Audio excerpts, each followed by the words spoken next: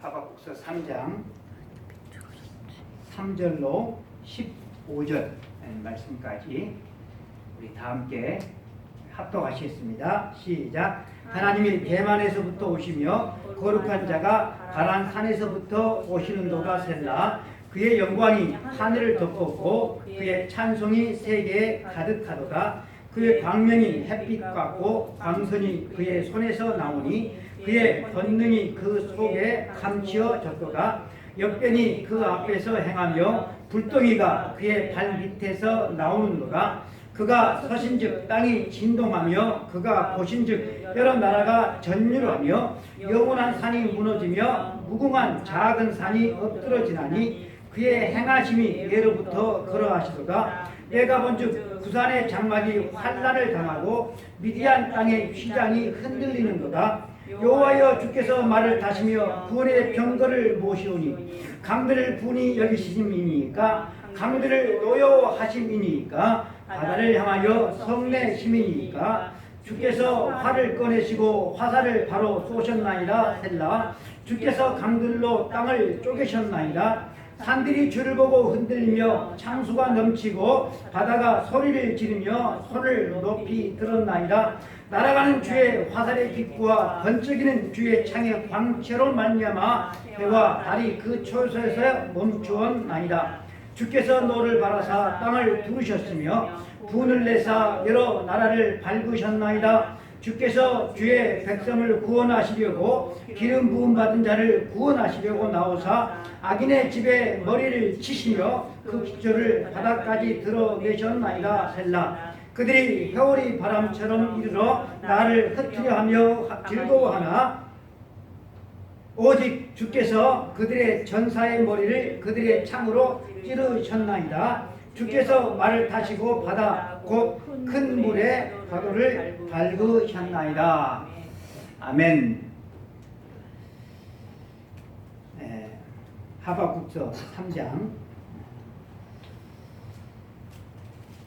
총에서 19절 말씀까지 있는데 이 3장이 그 주제가 보면 표제가 그 하박국의 기도라라고 나와 있어요. 하박국의 기도라. 근데 하박국의 기도라라고 이렇게 나와 있는데 하박국의 기도는 2절 그리고 없어요. 그리고 이 14절은 하박국의 기도가 아니라 우리 하나님께서 하나님께서 오시는 모습을 말씀을 하고 있어요. 이 하나님께서 이 오시는 모습은 심판하시기 위해서 아주 능력으로 오시는 모습을 그림원으로 우리들에게 보여주는 것 같습니다. 이스라엘이 바벨론에게 멸망하기까지 하나님의 말씀을 받아서 전한 참 선지자들이 있어요. 이 참 선지자들이 하나님의 말씀을 전했는데 돌아오는 것은 엄청난 핍박이었어요. 환난이었어요. 왕과 신하와 또한 종교인들, 제사장들과 거짓 선지자 그리고 백성들에 이르기까지 이 참 선지자들이 어마어마한 핍박과 고난을 겪게 됐어요. 그 가운데 한 사람이 바로 이 하박국도 그래요.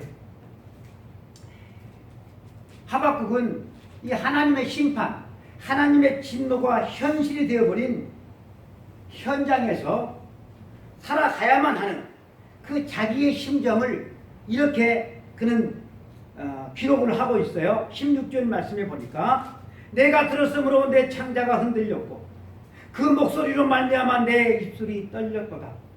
무리가 우리를 치러 올라오는 환난 날을 내가 기다림으로 썩이는 것이 내 뼈에 들어왔으며 내 몸은 내 처소에서 떨리는도다.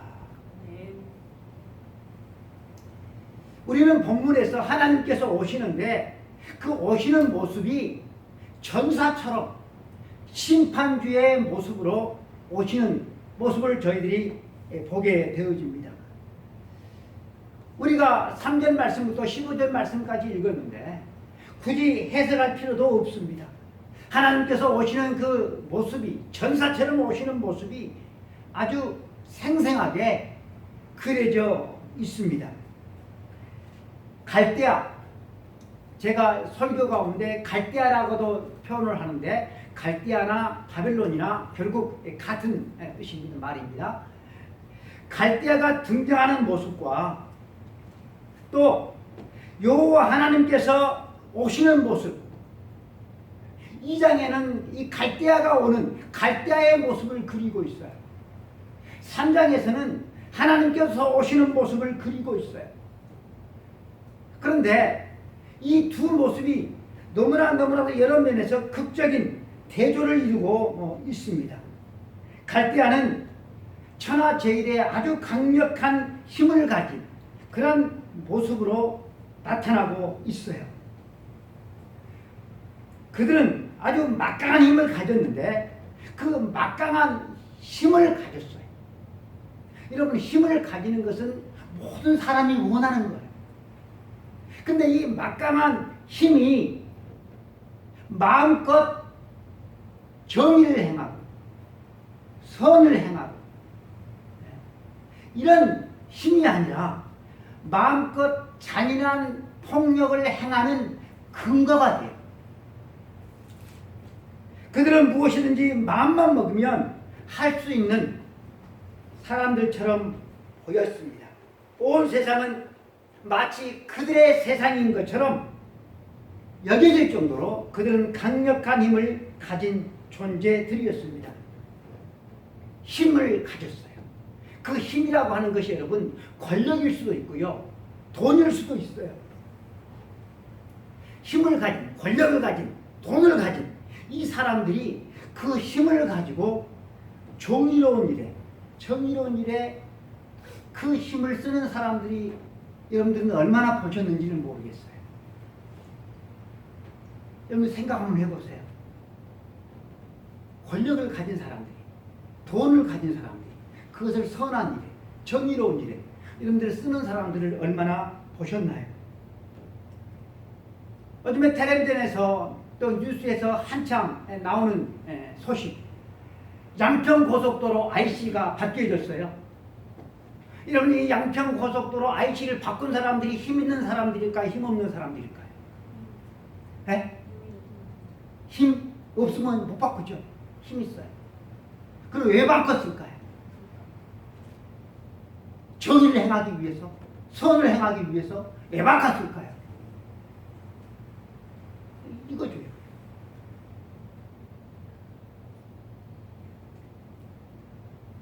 여러분, 사람들이 힘을 가지려고 하는 이유가 무엇이었습니까? 왜 사람들이 힘을 가지기를 원합니까? 선을 행하기 위해서? 정의로운 일을 행하기 위해서? 아니죠. 자기가 하고 싶은 일을 마음대로 하고 싶어서. 그래서 사람들은 힘을 가지기를 원합니다. 그래서 대부분의 사람들에게 들려진 힘은 마치 강도에게 들려진 칼과 같아요. 여호와 하나님께서 오시고 계십니다. 갈대아와 하나님이 오시는 모습은 서로 크게 여러 면에서 대조를 이룬다고 제가 말씀을 드렸습니다. 하나님이 오시는 모습을 보기 전까지 이 갈대아 사람들이 오는 모습이 가장 강렬했어요. 가장 무시무시했어요. 세상에서 그들의 적수가 없을 정도로 여겨졌어요. 그들은 아주 강한 모습이었고 아주 두려운 모습이었습니다. 그런데 이 3장에서 하나님께서 오시는 모습을 보고 나니까 갈대아 사람들이 오는 모습은 시시해. 아무것도 아니에요. 하나님이 오시면 인간은 말할 것도 없고 심지어 자연의 모든 피조물들까지 혼비백산합니다. 하고 있습니다. 10절 말씀을 보니 산들이 주를 보고 흔들리며 창수가 넘치고 바다가 소리를 지르며 손을 높이 들었나이다. 하나님께서 쏘신 화살이 날아가면서 빛을 나타내고 그리고 휘두르시는 창의 번쩍임만으로 이 해와 달이 멈출 정도로 하나님의 위력이 엄청났다라는 사실을 11절에서 이렇게 말씀을 하고 있죠. 날아가는 주의 화살의 빛과 번쩍이는 주의 창의 광채로 말미암아 해와 달이 그 초소에서 멈추었나이다. 하박국이 드러내는 이러한 모습은 제가 볼 때 욥기에 나타나는 하나님께서 욥에게 나타나셨을 때 하나님께서 당신의 모습을 욥에게 설명하는 그런 모습과 같은 것 같아요. 하나님은 두 번에 걸쳐서 욥에게 나타나셨는데 80가지가 넘는 막 질문을 쏘나기 퍼붓듯이 욥에게 퍼붓잖아요. 그런데 80가지가 넘는 이 질문의 핵심이 무엇인고 하면 다 하나같이 하나님의 지식과 능력이 얼마나 뛰어난지를 생생하게 드러내는 데 집중이 되어져 있어요. 여호와께서 폭풍의 가운데서 욥에게 말씀하셨다. 무지한 말로 이치를 어둡게 하는 자가 누구냐? 너는 대장부처럼 허리를 묶고 내가 네게 묻는 것을 대답하라 하시면서 질문을 막 소나기 붙듯이 퍼부어대요. 그 질문의 핵심은 하나님께서 얼마나 뛰어나시고 얼마나 초월적이시고 또 삼라만상을 하나님께서 당신의 주권과 섭리로 다스리시는 분이신지 여기에 여러분 초점이 맞춰져 있어요. 욥은 하나님의 질문을 듣고서 자기는 비천한 존재임을 고백하면서 손으로 자기 입을 가릴 뿐 더 이상 나는 할 말이 없으며 다시는 입을 열지 않겠노라고 말을 해요. 그럼에도 불구하고 하나님은 계속해서 다시 폭풍 가운데서 욥에게 막 질문을 쏟아 부으시면서 당신의 위엄과 능력을 나타내십니다. 하나님의 질문 앞에 욥은 한마디도 할 수가 없었어요. 그리고서 욥이 도달한 결론이 무엇인가 하면 주께서는 못하실 일이 없사오며 무슨 계획이든지 못 이루실 것이 없습니다. 내가 주께 대하여 듣기만 하였사오나 이제는 눈으로 주를 배움나이다. 그러므로 내가 스스로 거두어드리고 티끌과 재 가운데 회개하나이다 라고 그는 조아릴 뿐이었습니다. 하박국이 말씀하고 있는 하나님, 오늘 본문에 나오는 것처럼 바람으로부터 오시며 대만으로부터 오시는 하나님이 바로 욥이 말한 그 하나님이고 그 하나님 앞에서 하박국도 할 말이 없는 거예요. 그리고 그 하나님이 오시는 모습을 그는 생생하게 우리들에게 전해주고 있어요.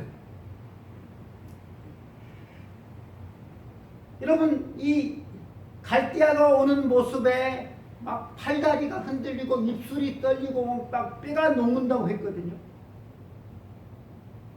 무시무시했어요.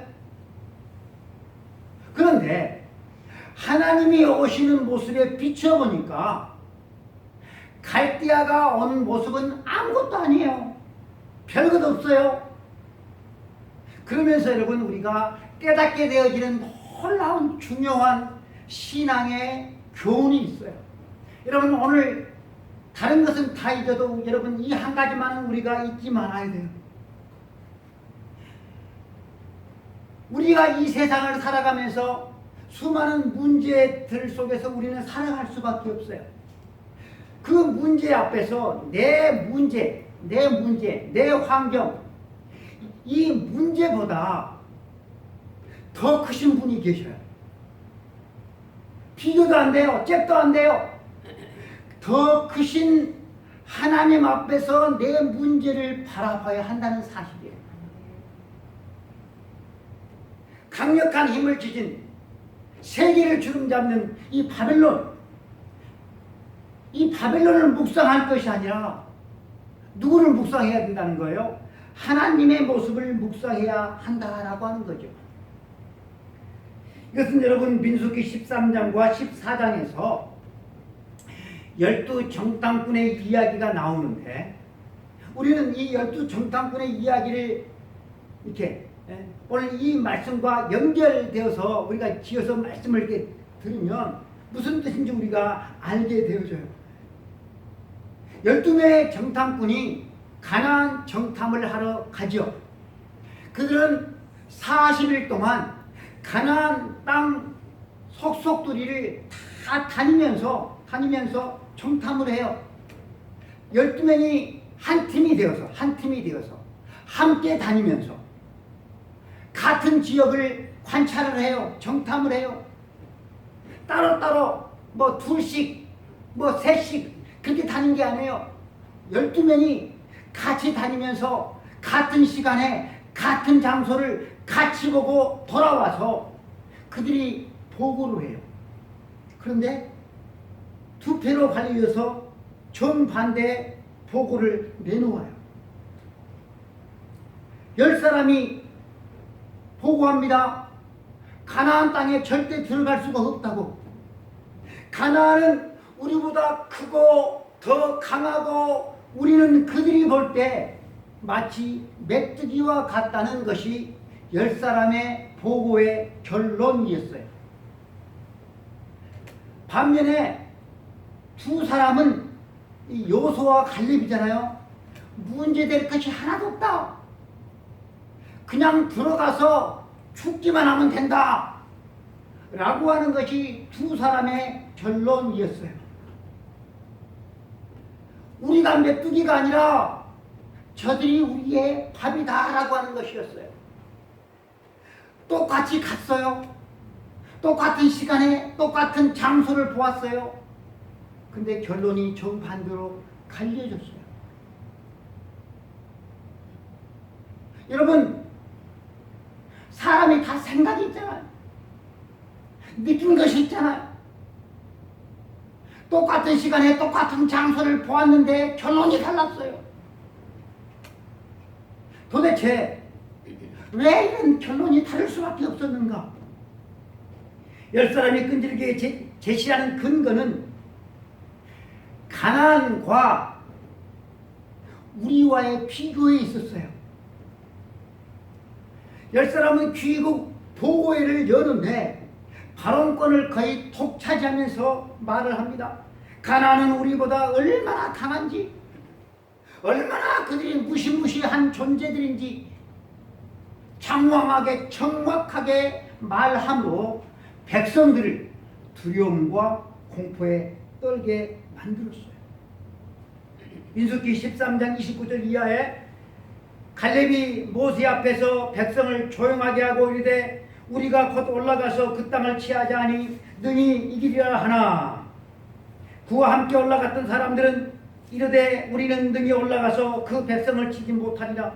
그들은 우리보다 강하니라 하고 이스라엘 자손 앞에서 그 정탐한 땅을 악평하여 이르되 우리가 두루 다니며 정탐한 땅은 그 거주민을 삼키는 땅이요 거기서 본 모든 백성은 신장이 장대한 자들이며 거기서 네피림의 후손인 아낙 자손의 거인들을 보았나니 우리는 스스로 보기에도 메뚜기 같으니 그들이 보기에도 그와 같을 것이니라.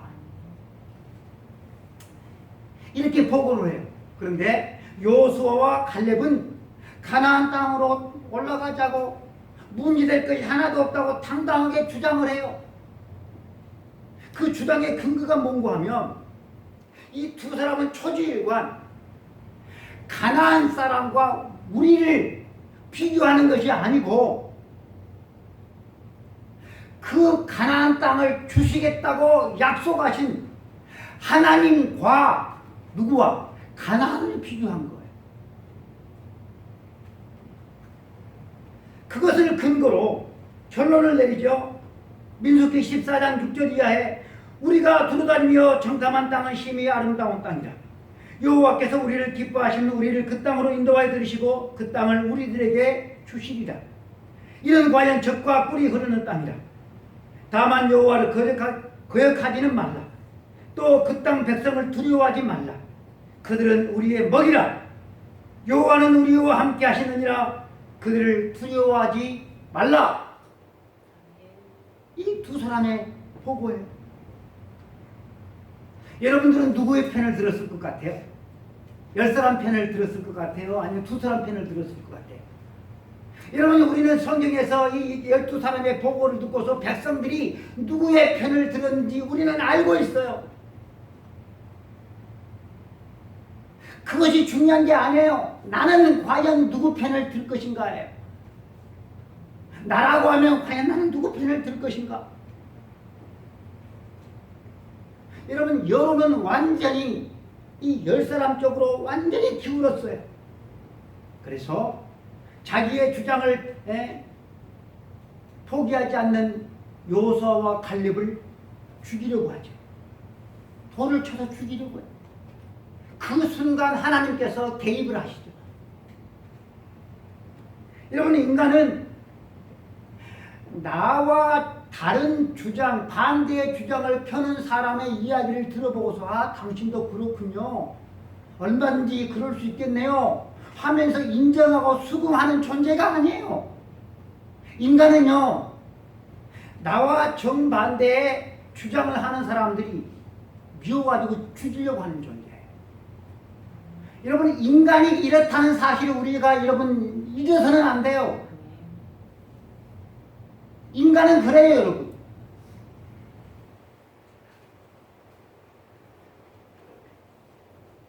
하나님께서 나타나셔서 왜 이러한 사태가 발생을 했는지에 대한 근본적인 문제를 명쾌하게 밝혀주십니다. 민수기 14장 11절 여호와께서 모세에게 이르시되 이 백성이 어느 때까지 나를 멸시하겠느냐. 내가 그들 중 많은 이적을 행하였으나 어느 때까지 나를 믿지 않겠느냐. 여러분, 이들의 근본적인 문제가 무엇입니까? 바로 하나님에 대한 믿음이 문제였다라고 하는 것이죠. 믿음이 문제였어요. 믿음이. 10사람과 그들을 따른 백성들이 결론을 내렸는데 그들이 내린 결론의 이유는 뭔가 하면 하나님에 대한 믿음이 없었다라고 하는 거예요.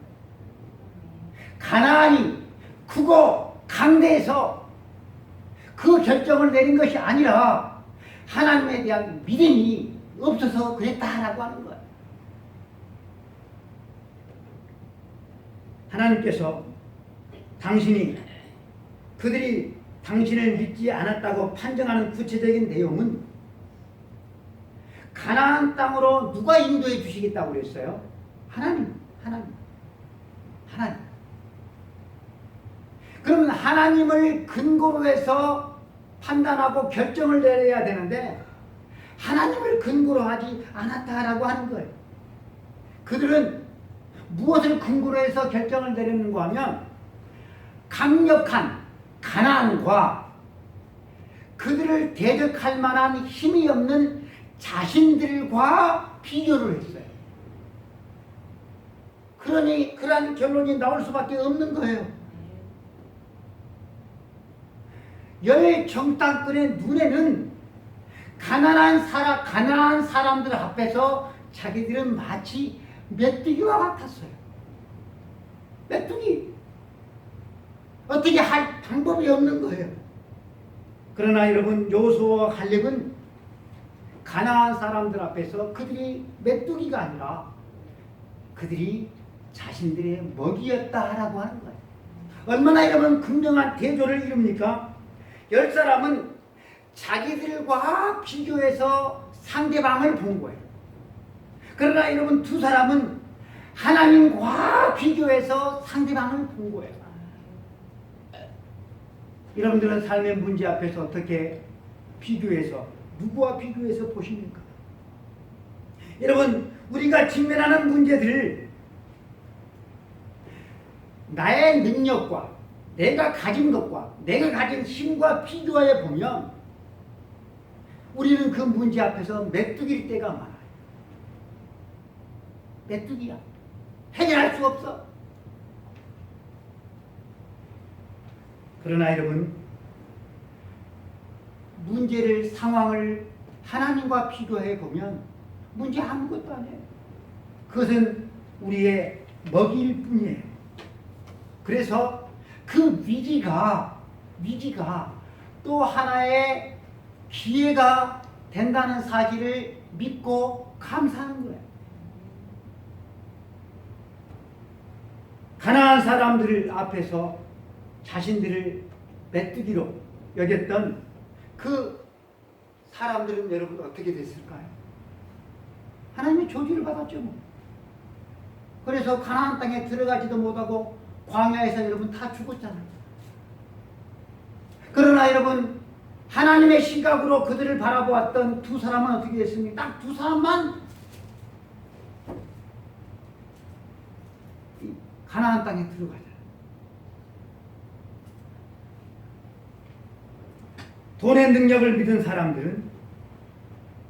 돈의 능력을 믿은 사람들은 돈의 시각으로 세상을 바라봅니다. 그렇기 때문에 신앙생활을 해도 하나님을 신뢰할 수가 없는 거예요. 돈을 믿고 하나님을 신뢰하지 못하니까 아무리 신앙생활 한다고 하지만 믿음에 자라지를 않아요. 믿음의 열매를 맺지를 못해. 말씀의 열매를 맺지를 못해. 그래서 세상 것은 좀 있을지를 몰라도 늘 하나님 앞에서 가난한 자로 살아갈 수밖에 없어요. 맨날 이런저런 이유로 예배 생활에 빠지고 그것을 고칠 생각도 하지는 못하고 그 제자리에서 그냥 맴 돌고만 있어요. 하나님께서 이들에게 주시는 말씀 딱 이거예요. 어느 때까지 나를 믿지 않겠느냐라고 하는 거예요. 어느 때까지 나를 믿지 않겠느냐. 하나님이 오시는 모습, 그리고 갈대아가 오는 모습, 두 모습은 비교가 안 돼요. 아무것도 아니에요, 갈대아의 모습은. 그리고 갈대아가 오는 목적이나 우리 하나님께서 오시는 목적도 서로 달라요. 갈대아가 여러분 진군을 해요. 유다 나라를 향해서 진군을 좀 해오고 있어요. 뭐 때문에 올까요? 갈대아가 유다 나라를 향해서 와. 뭐 때문에 올까요? 정복이 정복. 살육과 탈취와 물불을 가리지 않는 탐욕을 채우기 위해서 그들은 유다 나라를 향해서 진군해서 와요. 히스기야 시대에 아수리의 사내립이 예루살렘까지 다 포위해버렸어요. 포위하고서 고래고래 그는 이렇게 소리를 지릅니다. 어느 나라의 신이 우리에게서 자기 나라를 구원할 신이 있느냐? 하나님에 대해서 얼마나 무지한지, 얼마나 교만함이 하늘을 찌르는지 이 말 속에서 우리는 알 수가 있어요. 하기사 우리 인간은 자기를 인도할 신을 자기들이 만들어버려. 얼마나 인간이 힘을 가진 사람들인지 몰라. 나를 인도할 신을 내가 만들어. 얼마나 웃기는 인간들인가요? 여러분, 그게 가능하겠습니까?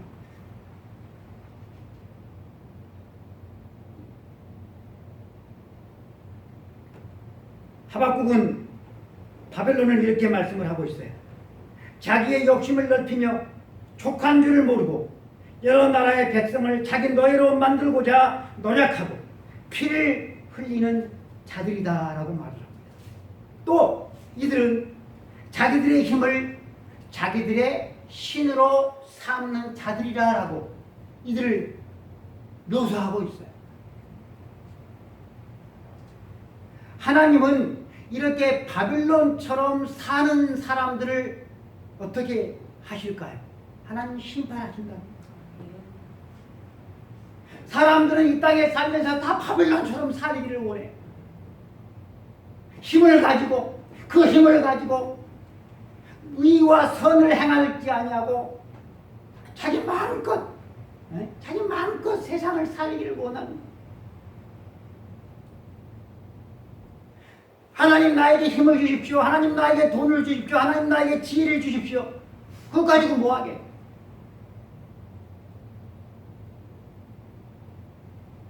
하박국은 전사처럼 오시는 하나님의 모습을 보면서 하나님께서 왜 오시는지에 대해서 물어요. 8절 말씀 보니까 여호와여 주께서 말을 다치며 구원의 병거를 모시오니 강들을 분이 여기심이니이까 강들을 노여워하심이니이까 바다를 향하여 성내심이니이까 이렇게 물어요. 여기에 대해서 얻은 대답은 두 가지입니다. 하나는 열국에 대한 심판과 또 하나는 자기 백성 기름 부음 받은 사람의 구원입니다. 구원. 13절 말씀. 주께서 주의 백성을 구원하시려고 기름 부음 받은 자를 구원하시려고 나오사 악인의 집에 머리를 치시며 그 기초를 바닥까지 드러내셨나이다. 악인의 심판과 하나님의 백성 구원받은 자의 이 구원, 하나님의 자녀들을 구원하는 것, 이것은 두 개의 동작이지만 서로 다른 게 아니에요. 하나님이 오시면 악인들은 하나님께서 심판하시고 당신의 백성들은 하나님이 구원하신다라고 하는 거예요. 하나님이 오시면 그래서 악인들은 어때요? 두려워 떨게 되는 것이고 그의 백성들은 기쁨과 즐거움의 찬송을 여러분 부르게 되어지는 것입니다. 이렇게 하나님의 오심은 늘 이중적인 뜻이 있어요. 구원과 심판이에요. 예수님이 오시면 두 가지가 같이 동시에 행해져요. 뭐라고요? 구원과 심판이에요. 어떤 사람에게는 심판이고 어떤 사람에게는 구원으로 나타나는 거예요. 여러분 사실 우리 하나님을 믿는 하나님의 백성들은 하나님이 오시기를 기다리며 살아가는 사람들이에요. 믿습니까? 여러분 우리들은 하나님이 오시기를 기다리며 사는 사람들이에요. 죽을 날을 기다리며 사는 사람들이 아니에요. 연금 받을 날을 기다리며 사는 사람들이 아니에요. 하나님을 믿는 사람들은 여러분 예수님이 오실 날을 기다리며 살아가는 사람들이에요. 하나님의 오심은 악한 사람들에게는 뭐라고요? 심판이 심판. 그러나 하나님의 백성들에게는 구원이 된다라고 하는 거예요. 그래서 이 여호와의 날 하나님의 오심은 하나님의 백성들에게 언제나 위로의 날이고 승리의 날이고 기쁨의 날이고 희락의 날이에요. 하박국과 동시대의 선지자가 있는데 나움이라고 하는 선지자가 있어요. 여러분 성경에 구약 성경에 보면 나움서가 있잖아요. 이 나움서의 내용은 아수르 니느웨를 심판하시겠다라고 하는 말씀이에요. 여러분 니느웨 하면 또 생각나는 선지자가 한 사람 있죠. 누구예요? 요나 선지자잖아요. 요나. 나움도 이 아수르의 니느웨를 하나님께서 심판하시겠다라고 하는 말씀을 해주고 있는데 이 내용을 보면 하나님의 원수들, 하나님을 대적하는 사람들에게 하나님은 그들의 대적이 되시오. 그들의 원수가 되어주시오.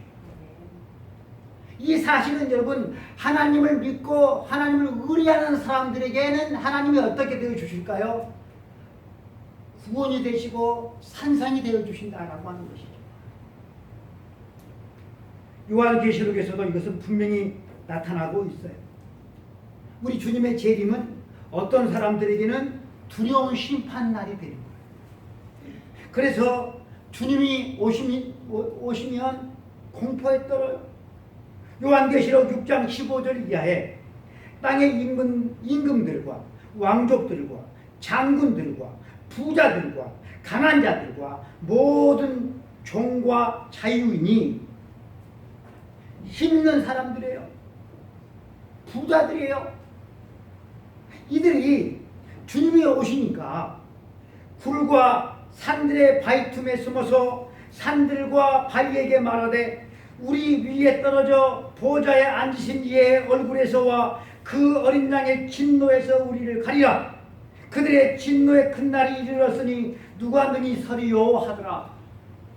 그러니까 하나님의 심판대 앞에 서는 것보다 큰 바위에 깔려서 죽는 것이 낫다라고 하는 거예요. 어떤 사람들이 하나님을 대적하는, 하나님을 믿지 않는 사람, 하나님의 오심은 두려운 날이에요. 심판의 날이에요. 그러나 여러분, 아멘 주 예수여 오시옵소서 하면서 주님의 오심을 학수 기다리는 그런 당신의 백성들도 있어요. 사도 바울이 말한 대로 그리스도인들은 오실 주님을 기다리면서 하루하루를 세상에 살아가는 사람들이에요. 주님이 오시면 그들이 어떻게 될 것인가를 이 사람들은 잘 알아요. 빌립보서 3장 20절 이하에 우리의 시민권은 하늘에 있는지라 거기로부터 구원하는 자 곧 주 예수를 기다리노니 그는 만물을 자기에게 복종하게 하실 수 있는 자의 역사로 우리 낮은 몸을 자기의 영광의 몸의 형체와 같이 변하게 하시리라 라고 말씀하고 있습니다. 여러분, 하박국이 살아야 될, 당장 살아야 될 삶의 현실은 만만치 않아요. 처참해요.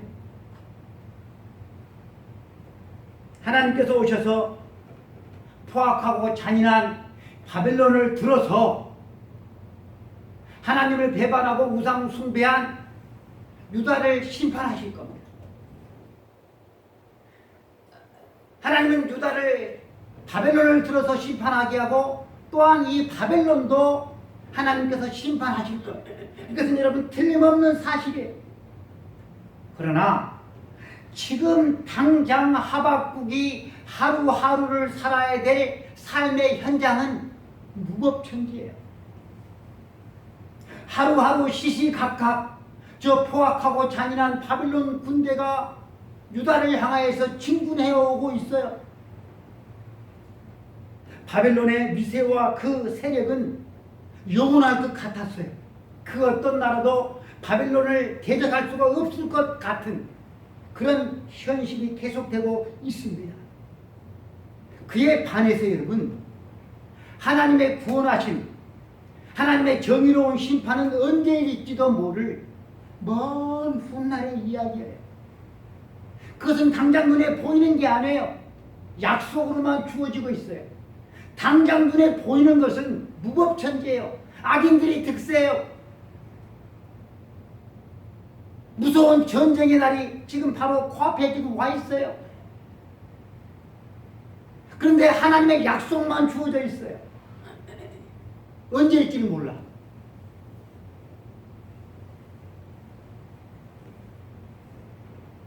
하박국은 어떻게 살아야만 했을까요? 하박국은 하나님의 오신 하나님의 심판을 믿음으로 바라봐요. 악을 행하는 사람들을 보고 자기 일을 보지를 않아요. 세상을 호령하는 저 바벨론을 보고서 자기를 보지를 않아요. 하나님을 바라봐요. 하나님의 약속을 바라봐요. 요소와 갈렙처럼 하나님과 하나님의 언약의 말씀을 근거로 가나안을 바라본 것처럼 호세아는 그 당장 살아야 될 그 삶의 현실 앞에서 아무것도 없는, 힘도 없는 연약한 자기 자신을 보지 아니하고 장차 오실 심판하실 그 하나님을 바라보고 그 자리에 지금 서 있는 거예요. 여러분, 우리가 살아야 될 삶의 환경도 마찬가지예요. 하나님의 구원, 예수님의 오심은 언제 올까요? 언제 오죠? 언제 올까요? 약속만 주어져 있어요. 그러나 우리가 살아야 되는 이 삶의 현실은 힘이 제일이야. 돈이 제일이야. 아이고 신앙생활 해봐야 교회 다녀봐야 별거 없어. 그래도 신앙생활 하니까 쥐꼬라지대로 하자. 이런 시대에 여러분 어떻게 살아야 되는가라고 하는 거예요. 우리는 하박국의 모습을 여호수아와 갈렙의 모습을 여러분이 마음에 새겨야 돼요. 그것이 여러분 믿음으로 살아가는 것입니다. 갈대아가 휘두르는 현실만 바라보고 있으면 세상 살기 싫어. 도대체 세상을 뭐로 살아요? 그러니까 여러분 얼마 전에 뭐 서울 신림동에서 그냥 묻지마 칼폭행이 일어나는 거잖아. 나만 힘들게 살고 다른 사람들은 다 괜찮게 살아가는 것 같으니까 에라 하면서 칼이 힐러버리잖아.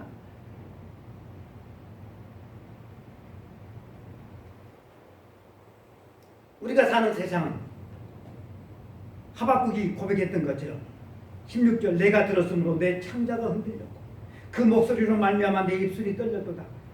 무리가 우리를 치러 올라오는 환난 날을 내가 기다림으로 썩이는 것이 내 뼈에 들어왔습니다.